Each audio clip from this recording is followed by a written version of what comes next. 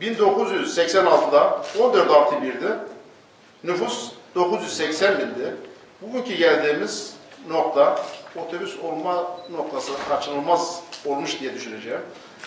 Neden derseniz bugün nüfusumuz 1.850.000. 2 milyona merdiven dayanmış. Bu büyüyen problemler içinde de en önemlisi ulaşımdır. Bu sadece Gaziantep'in değil, sadece Türkiye'nin değil, dünyadaki bütün metropollerin sorunu. Nasıl?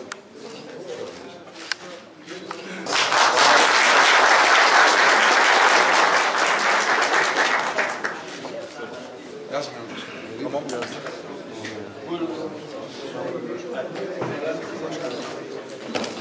Annemden eski olmuş.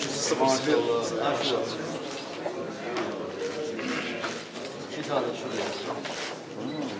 Dosyaları değiştireceğiz.